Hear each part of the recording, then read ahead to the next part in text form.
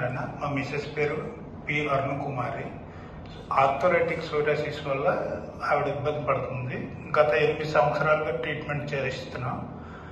ఫైనల్గా నేను సిజిహెచ్ఎస్కి వెళ్తే అక్కడ పద్మజ మేడం గారు అనేసి ఆవిడ మా గురువు గారు అయిన గురుప్రసాద్ సార్ గారు గాయత్రి విద్యా పరిషత్లో ఆయన హెచ్ఓడిగా ఉన్నారు. ఒకసారి ఆయన దగ్గర మీరు వెళ్ళి చూపించండి అనేసి ఆవిడ రెఫర్ చేయడం జరిగింది నాకు. నేను ఇక్కడికి వచ్చాను గాయత్రి విద్యా పరిషత్కి. సార్తో కలిశాను. సార్ చాలా చక్కగా నాకు ట్రీట్ చేశాడు. సార్ కూడా ఏంటంటే మేడం గారితో ఇలా చెప్పారు సార్ అని అంటే ఆవిడతో మాట్లాడి ఏంటి అన్నది చాలా నీట్గా ప్రాసెస్ చేశారు.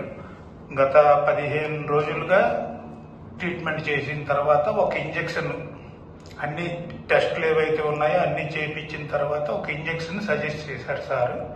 మళ్ళీ ఆ ఇంజెక్షన్కి నేను సిజిహెచ్ఎస్కి వెళ్ళి ఆ ఇంజెక్షన్ ప్రాసెస్ చేసేటప్పుడు సార్ కూడా నాకు బాగా సపోర్ట్ ఇచ్చి మేడం గారితో టైప్ అయ్యి మాట్లాడి వీలున్నంత వేరంగా ఇంజెక్షన్ అయితే తెప్పించగలిగారు.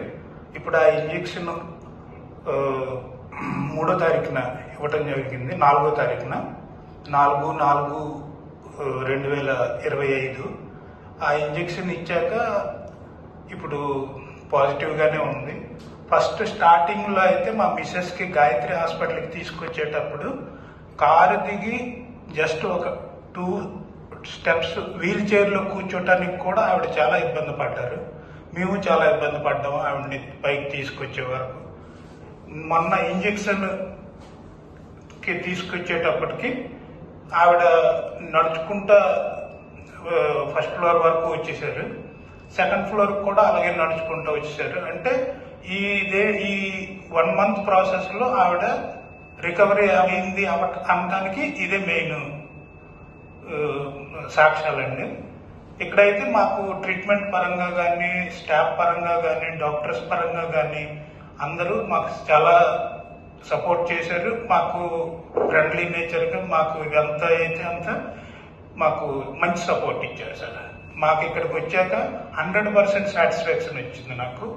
నాకు కూడా ఏంటంటే ఒక ధైర్యం వచ్చింది. ఫ్యూచర్లో ఎటువంటి ఇబ్బంది వచ్చినా సరే వీళ్ళు ఉన్నారు అన్న ఒక ధైర్యం అయితే నాకు ఉంది సార్. Thank you.